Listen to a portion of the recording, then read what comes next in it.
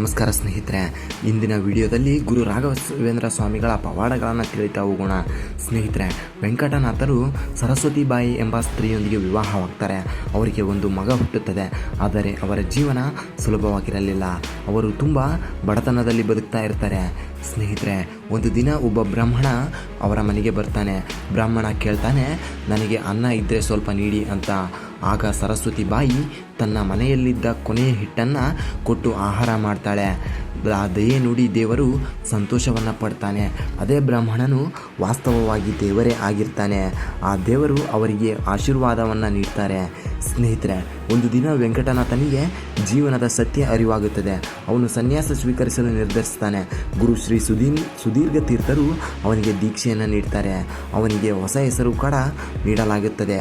ಶ್ರೀ ರಾಘವೇಂದ್ರ ತೀರ್ಥರು ಅವರ ಹೊಸ ಹೆಸರಾಗಿದೆ. ರಾಘವೇಂದ್ರ ತೀರ್ಥರು. ಸ್ನೇಹಿತರೆ, ಸರಸ್ವತಿಬಾಯಿ ಈ ವಿಷಯ ತಿಳಿದು ದುಃಖ ಪಡ್ತಾಳೆ. ಆಕೆ ಬಾವಿಗೆ ಹಾರಿ ಪ್ರಾಣವನ್ನು ತ್ಯಜಿಸ್ತಾಳೆ. ಆದರೆ ಅವಳ ಆತ್ಮ ಅಶಾಂತವಾಗಿತ್ತು. ರಾಘವೇಂದ್ರ ಸ್ವಾಮಿಗಳು ಅವಳಿಗೆ ಮೋಕ್ಷವನ್ನು ನೀಡ್ತಾರೆ. ಸ್ನೇಹಿತರೆ, ಸನ್ಯಾಸ ಸ್ವೀಕರಿಸಿದ ನಂತರ ಶ್ರೀ ರಾಘವೇಂದ್ರ ಸ್ವಾಮಿಗಳು ದೇಶದ ವಿದೇಶಗಳಿಗೆ ಸಂಚಾರ ಮಾಡ್ತಾರೆ. ಅವರು ಕೇವಲ ಗುರುಗಳಲ್ಲ, ಅವರು ಭಕ್ತರ ಜೀವನವನ್ನು ಬದಲಾಯಿಸಿದ ದಿವ್ಯ ಶಕ್ತಿ. ಒಬ್ಬ ಬಡ ಬ್ರಾಹ್ಮಣನು ರಾಘವೇಂದ್ರ ಸ್ವಾಮಿಗಳ ಬಳಿ ಬರುತ್ತಾನೆ. ಸ್ವಾಮಿ, ನನ್ನ ಕುಟುಂಬಕ್ಕೆ ಅನ್ನವಿಲ್ಲ, ನಾನು ಏನು ಮಾಡಬೇಕು ಅಂತ ಕೇಳ್ತಾನೆ. ರಾಘವೇಂದ್ರ ಸ್ವಾಮಿಗಳು ಅವನಿಗೆ ಹೇಳ್ತಾರೆ, ಭಯಪಡಬೇಡ ಬ್ರಾಹ್ಮಣ, ದೇವರ ಮೇಲೆ ನಂಬಿಕೆಯನ್ನು ಇಡು.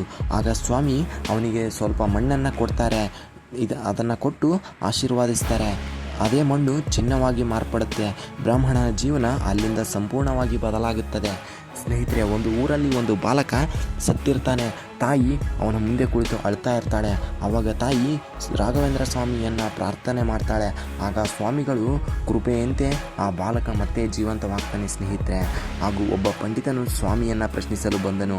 ಪಂಡಿತ, ನೀವು ಎಷ್ಟು ಜ್ಞಾನಿ ಎಂಬುದನ್ನು ನೋಡೋಣ ಅಂತ ಅವರಿಗೆ ಪ್ರಶ್ನೆಗಳನ್ನು ಹಾಕ್ತಾನೆ. ಹಾಗೂ ಅವನು ಕೊನೆಗೆ ಸೋಲ್ತಾನೆ ಕೂಡ. ಇದು ಅವನು ಹಾಗೆ ಸ್ವಾಮಿಯ ಶಿಷ್ಯನಾಗಿ ಅವನು ಬದಲಾಗ್ತಾನೆ. ರಾಘವೇಂದ್ರ ಸ್ವಾಮಿಗಳು ಅನೇಕ ಗ್ರಂಥಗಳನ್ನು ರಚಿಸಿದ್ದಾರೆ. ವೇದ, ಉಪನಿಷತ್ತು, ಧರ್ಮಶಾಸ್ತ್ರ ಬಗ್ಗೆ ಉಪದೇಶ ನೀಡ್ತಾರೆ. ಅವರ ಜ್ಞಾನ ಇಂದಿಗೂ ಜನರಿಗೆ ಮಾರ್ಗದರ್ಶನ ನೀಡುತ್ತಿದೆ. ಅವರು ಯಾವಾಗಲೂ ಭಕ್ತರೊಂದಿಗೆ ಪ್ರೀತಿ ಮತ್ತು ಕರುಣೆಯಿಂದ ನಡೆದುಕೊಳ್ತಾರೆ. ಧನಿಕ ಬಡ ಎಂದು ಭೇದ ಭಾವ ಮಾಡುವುದೇ ಇಲ್ಲ. ಎಲ್ಲರಿಗೂ ಸಮಾನವಾಗಿ ಸಹಾಯ ಮಾಡ್ತಾರೆ. ಆಂಧ್ರ ಪ್ರದೇಶದ ತುಂಗಭದ್ರಾ ನದಿಯ ತೀರದಲ್ಲಿ ಇರುವ ಮಂತ್ರಾಲಯ ಎಂಬ ಸ್ಥಳವನ್ನು ಅವರು ಆರಿಸಿಕೊಳ್ತಾರೆ. ಅದು ಒಂದು ಪವಿತ್ರ ಸ್ಥಳವಾಗಿದೆ. ಸ್ನೇಹಿತರೆ, ಜೀವನದ ಅಂತಿಮ ಹಂತದಲ್ಲಿ ರಾಘವೇಂದ್ರ ಸ್ವಾಮಿಗಳು ಒಂದು ಮಹತ್ವದ ನಿರ್ಧಾರವನ್ನು ತೆಗೆದುಕೊಳ್ತಾರೆ. ಅವರು ಜೀವಂತವಾಗಿಯೇ ಬೃಂದಾವನ ಪ್ರವೇಶ ಮಾಡಲು ನಿರ್ಧಾರ ಮಾಡ್ತಾರೆ. ರಾಘವೇಂದ್ರ ಸ್ವಾಮಿ, ನಾನು ಶರೀರದಿಂದ ದೂರವಾಗುತ್ತೇನೆ, ಆದರೆ ಆತ್ಮವಾಗಿ ನಾನು ಸದಾ ನಿಮ್ಮೊಂದಿಗೆ ಇರುತ್ತೇನೆ ಅಂತ ಹೇಳ್ತಾರೆ. ನನ್ನನ್ನು ನಂಬಿದವರಿಗೆ ನಾನು ಯಾವಾಗಲೂ ಸಹಾಯ ಮಾಡುತ್ತೇನೆ ಎಂದು ಆಶೀರ್ವಾದಿಸುತ್ತಾರೆ. ಕ್ರಿಸ್ತಶಕ 1671ರಲ್ಲಿ ಸ್ವಾಮಿಗಳು ಧ್ಯಾನದಲ್ಲಿ ಕುಳಿತುಕೊಳ್ತಾರೆ. ಅವರ ಸುತ್ತ ಕಲ್ಲುಗಳನ್ನು ಇಟ್ಟು ಬೃಂದಾವನ ನಿರ್ಮಿಸಲಾಗಿದೆ. ಆದರೆ ಅವರು ಇನ್ನೂ ಜೀವಂತವಾಗಿದ್ದಾರೆ ಎಂಬುದು ಎಲ್ಲರ ನಂಬಿಕೆಯಾಗಿದೆ. ಇಂದಿಗೂ ಮಂತ್ರಾಲಯದಲ್ಲಿ ಅನೇಕ ಅದ್ಭುತಗಳು ನಡೆಯುತ್ತಿವೆ. ನಾನು 700 ವರ್ಷಗಳವರೆಗೆ ಇಲ್ಲಿ ಭಕ್ತರನ್ನು ಕಾಯುತ್ತೇನೆ ಎಂದು ಇದು ಭಕ್ತರಿಗೆ ದೊಡ್ಡ ಆಶ್ರಯವಾಗಿದೆ.